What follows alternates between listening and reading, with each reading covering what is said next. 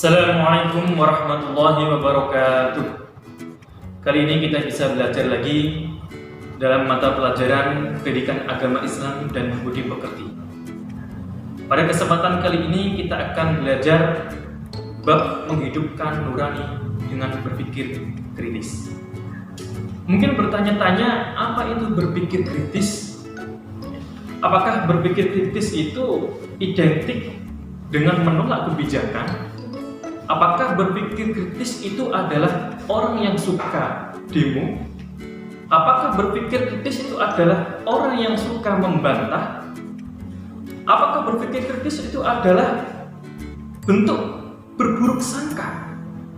Karena memang tidak mudah percaya kepada orang lain. Apakah berpikir kritis itu adalah mencari-cari kesalahan orang lain? Mungkin masih bertanya-tanya. Maka dari itu, mari kita simak penjelasan berikut. Bismillahirrahmanirrahim. Alhamdulillah. Mari kita belajar mata pelajaran Pendidikan Agama Islam dan Budi Pekerti dalam bab menghidupkan nurani dengan berpikir kritis. Langsung saja kita akan membaca tentang dalil berpikir kritis. Bismillahirrahmanirrahim.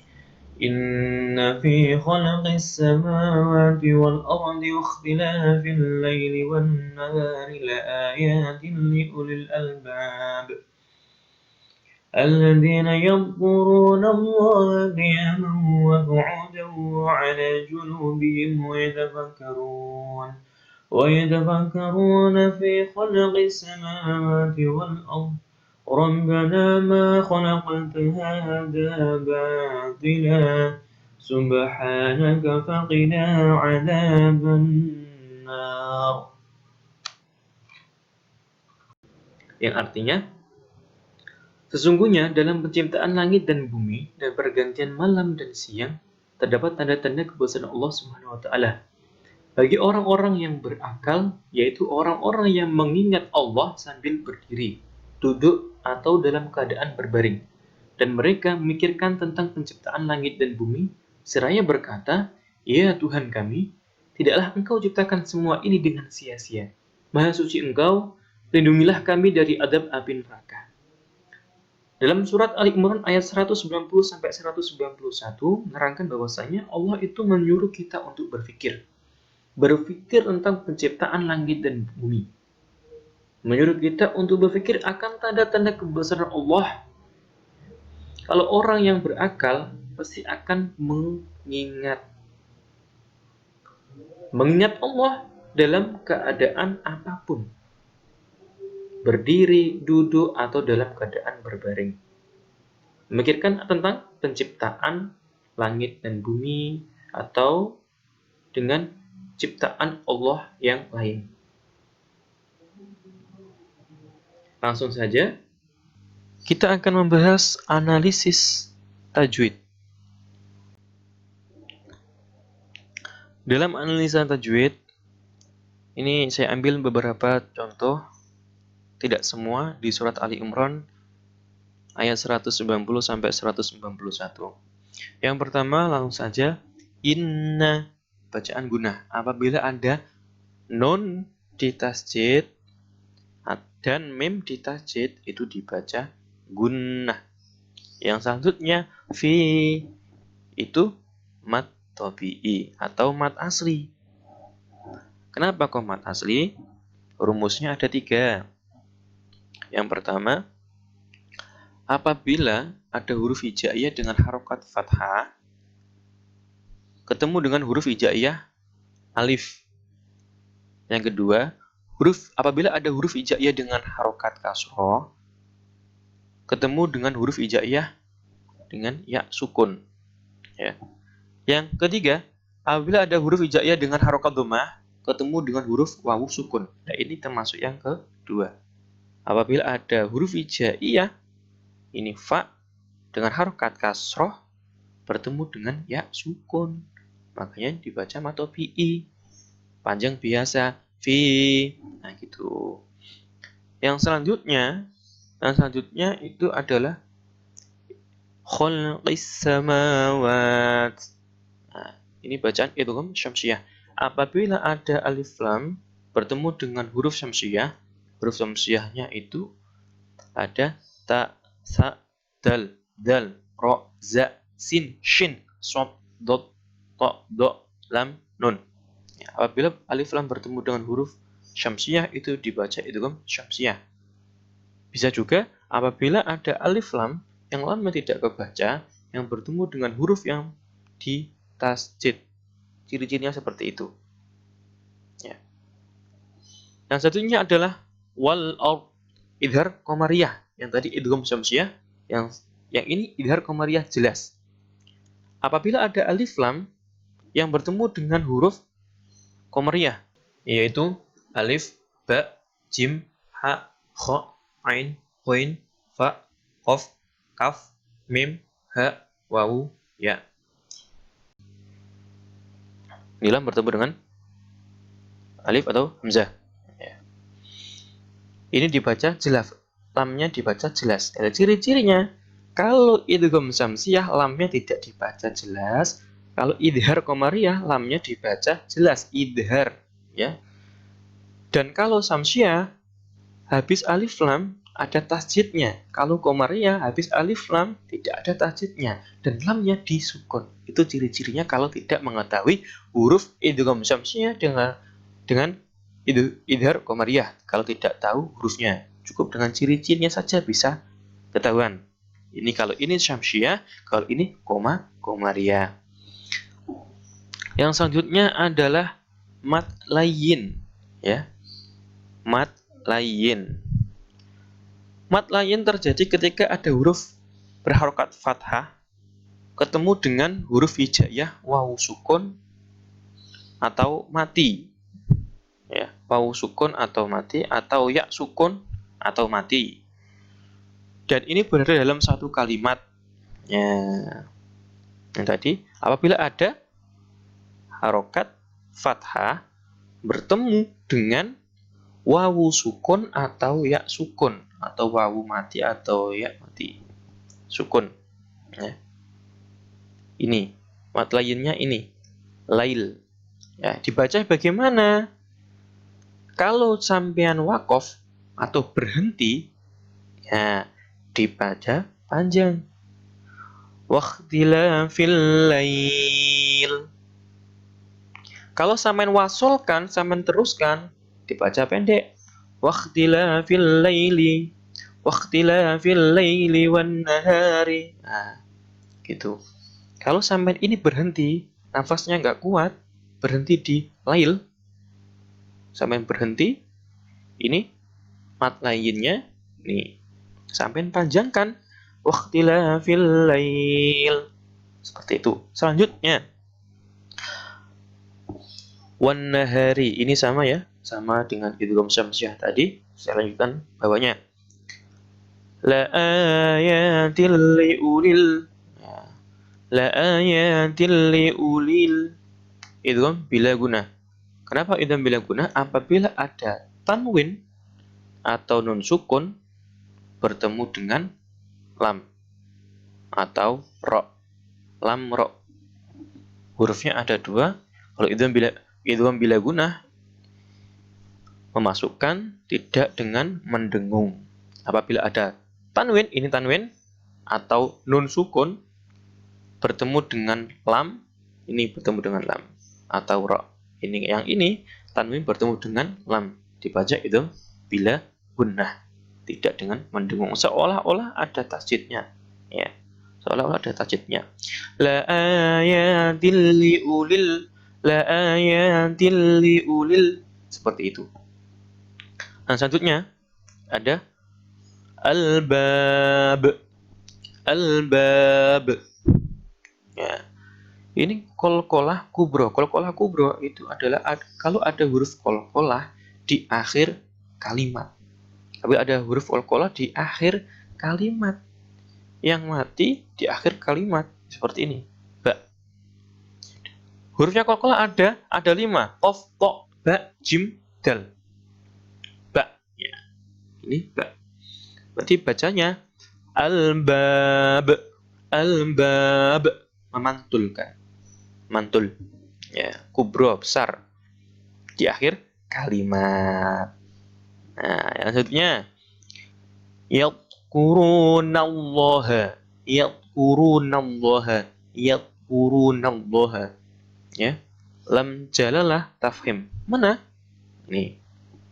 Nallaha, nallaha.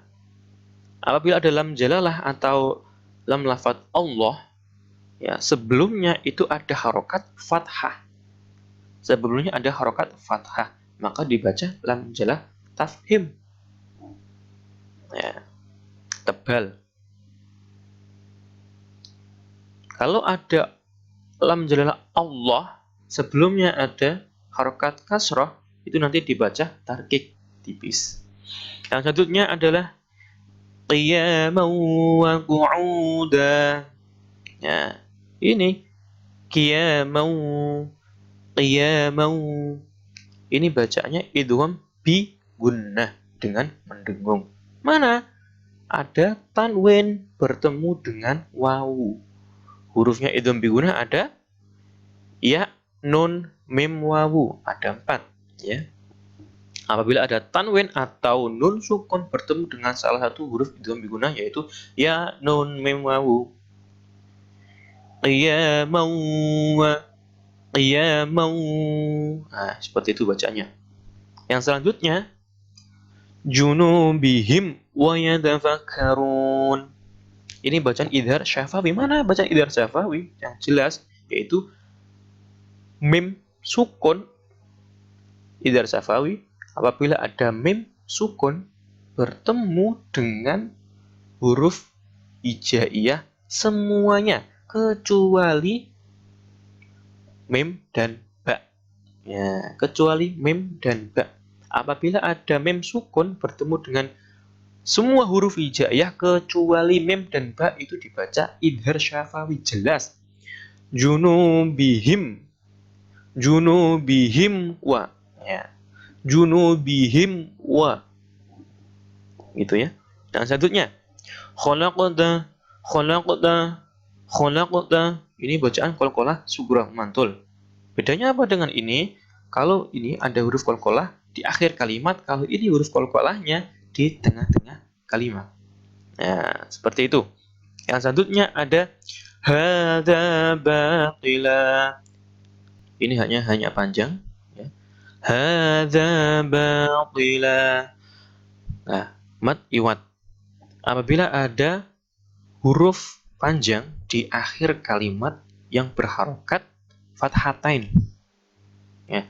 Apabila seperti ini, ya, baqila, ada huruf yang panjang di akhir kalimat atau diwakafkan yang berharokat fathatain, cara membacanya bagaimana? Seolah-olah fathatain ini diganti dengan fathah biasa.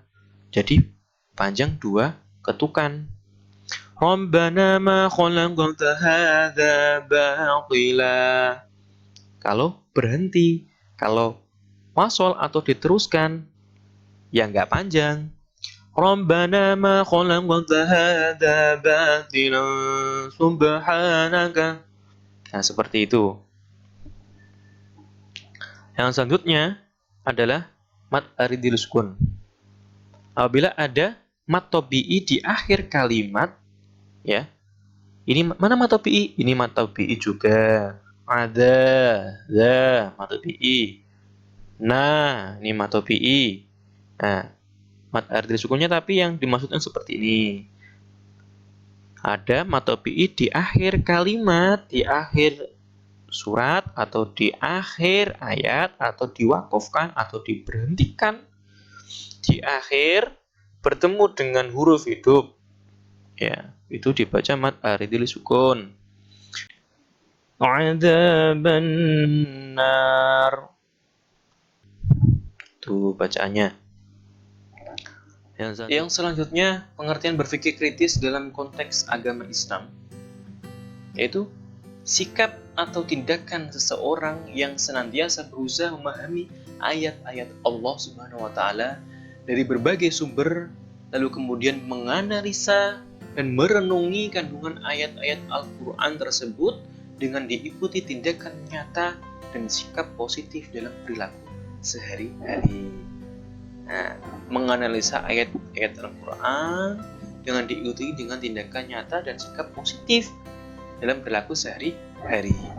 Nah, selanjutnya, orang yang berpikir kritis menurut agama Islam adalah orang yang berpikir berdasarkan alasan dan bukti-bukti yang nyata untuk masa depan.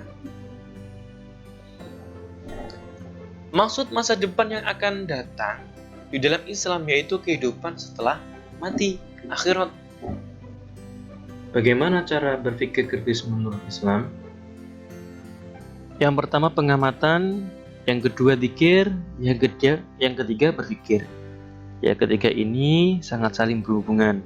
Yang pertama pengamatan seperti tadi menganalisis ayat surat Ali Imran ayat 190 sampai 191 tentang penciptaan langit dan bumi.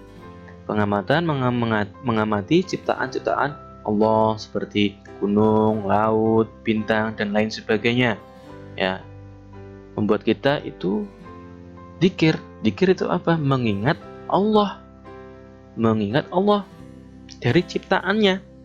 Nah, gunung itu indah. Siapa yang membuat? Allah. Bintang itu indah. Siapa yang membuat? Allah. Laut itu indah. Siapa yang membuat? Allah. Nah, dalam pengamatan dan mengingat Allah seperti itu, kita membuat kita itu berpikir.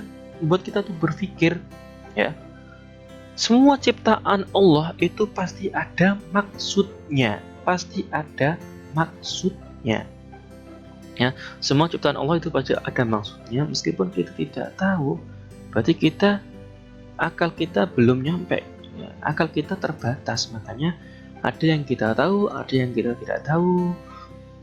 Mengapa Allah menciptakan cicak? Mengapa Allah menciptakan binatang seperti babi? Mengapa Allah menciptakan binatang seperti anjing? Binatang haram kok diciptakan? Kenapa? Binatang haram kan meskipun haram, kan gak usah diciptakan saja. Apakah seperti itu? Nah, semua ciptaan Allah itu pasti ada maksudnya. Mengapa Allah itu menciptakan anjing? Mengapa Allah itu menciptakan seperti babi? Itu pasti ada maksudnya. Kita saja yang tidak tahu.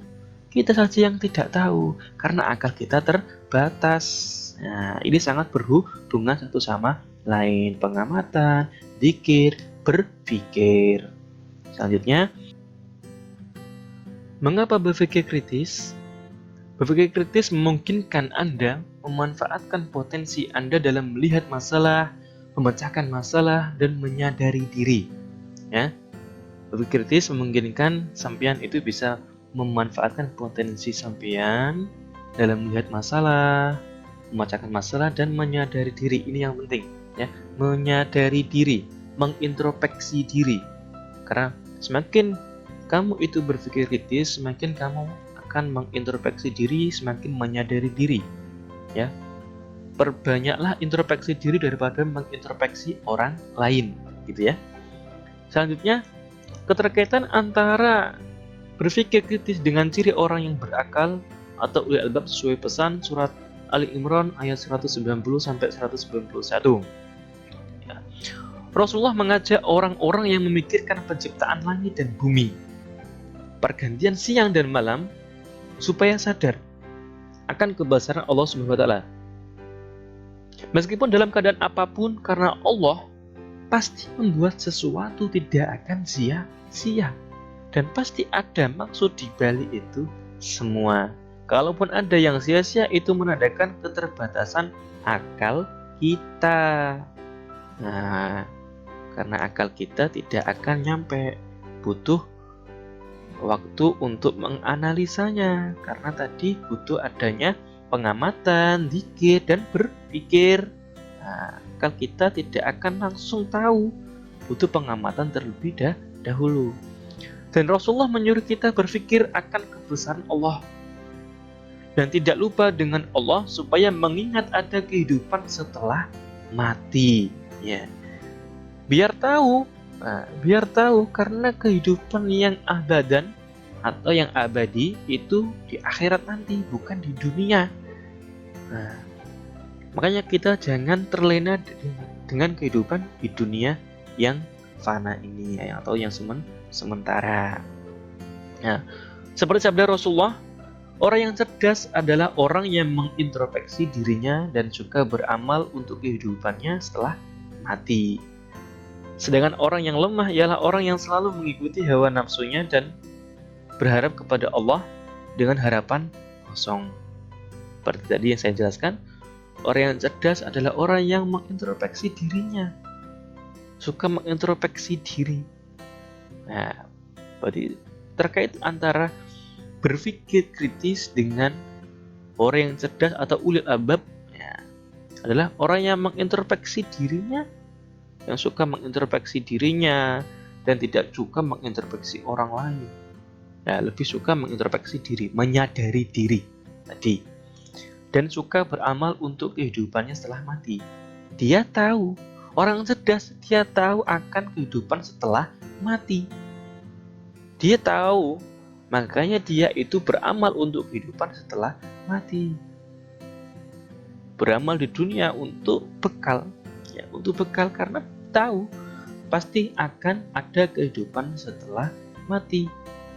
Ya. Sedangkan orang yang lemah ialah orang yang selalu mengikuti hawa nafsunya dan berharap kepada Allah dengan harapan kosong. Ya, saya ulang lagi. Sedangkan orang yang lemah ialah orang yang selalu mengikuti hawa nafsunya dan berharap kepada Allah dengan harapan kosong. Maksudnya apa? Berharap kepada Allah dengan harapan kosong. Hanya mengikuti hawa nafsunya. Pengen kaya tidak kerja. Pengen masuk surga tidak ibadah. Ya. Pengen disayang Allah, selalu melakukan maksiat. Ini kan sebaliknya. Ya. Ini makanya ini ciri-ciri orang yang lemah. Menurut Rasulullah, yaitu selalu mengikuti hawa nafsunya dan berharap kepada Allah dengan harapan kosong.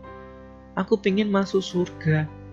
Sholat gak pernah, zikir gak pernah, beramal baik gak pernah, selalu berbuat maksiat. Aku pengen kaya, tapi kerja gak pernah, tidur saja. Ini kan sebaliknya. Nah, ini orang yang lemah menurut Rasulullah, pandangan Rasulullah. Nah, selanjutnya, manfaat berpikir kritis. Yang pertama, manfaat berpikir kritis dapat menangkap makna dan hikmah di balik semua ciptaan Allah. Ya. Manfaat berpikir kritis dapat mengambil inspirasi dari semua ciptaan Allah dalam mengembangkan iptek. Manfaat berpikir kritis menemukan jawaban dari misteri penciptaan alam melalui penelitian. Ya. Manfaat berpikir kritis semakin bersyukur kepada Allah. Ya, semakin bersyukur kepada Allah sudah diberikan semua ini, semakin bersyukur kepada Allah karena diberikan nikmat yang sangat banyak. Makanya kita harus bersyukur kepada Allah. Makanya ibadah kita itu bukan karena ingin masuk surga. Ya, ibadah kita itu adalah bentuk syukur kita kepada Allah. Bukan kita pengen masuk surga kita ibadah. Ya, ini salah. Ya, tapi kita ibadah itu bentuk syukur kita kepada Allah karena telah memberikan nikmat yang sangat banyak. Kita bisa melihat, kita bisa merasa, kita bisa merasakan asin, pahit, manis. Itu nikmat yang diberikan Allah kepada kita. Makanya kita bersyukur, makanya kita ibadah. Ibadah itu bentuk syukur kita kepada Allah, bukan kita ibadah untuk masuk surga. Ini yang salah. Ya, selanjutnya, manfaat berpikir kritis semakin bersemangat dalam mengumpulkan bekal untuk di akhirat nanti. Karena orang yang berpikir kritis itu kan ialah orang yang cerdas, yang tahu akan kehidupan setelah mati. Tahu kalau kehidupan di dunia ini hanyalah kehidupan sementara. Nah, dan manfaat berpikir kritis semakin semangat dalam mengumpulkan bekal setelah mati, untuk bekal di akhirat nanti. Nah, mungkin cukup itu. Mudah-mudahan penjelasan yang singkat ini mudah-mudahan bermanfaat dan barokah. Ya. Saya akhiri. Assalamualaikum warahmatullahi wabarakatuh.